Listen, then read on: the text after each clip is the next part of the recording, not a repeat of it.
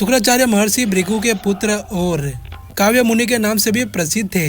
शुक्राचार्य को असुरों का गुरु माना जाता है। यह अत्यंत ज्ञानी, तपस्वी और सिद्ध विद्वान थे। इन्होंने मृत संजीवनी विद्या प्राप्त की थी। शुक्राचार्य ने बाल्यकाल में ही अत्यधिक तपस्या और वेद शास्त्र का अध्ययन किया। पहले वे देवगुरु बृहस्पति के साथ ब्रह्मा जी के पास पढ़ने गए थे, लेकिन बाद में भेदभाव देखकर असुरों के गुरु बने।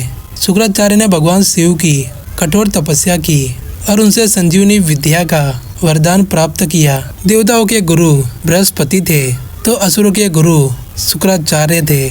जब भी देवता और दानवों के बीच युद्ध होता तो शुक्राचार्य अपनी विद्या से असुरों को पुनर्जीवित कर देते थे।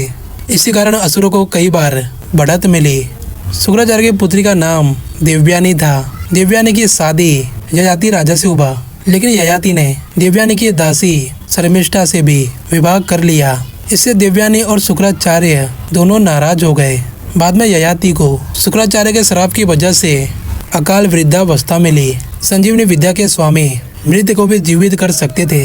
असुरों के गुरु नीति और राजनीति के ज्ञाता शुक्र संहिता जैसे ग्रंथों के रचयिता माने जाते हैं।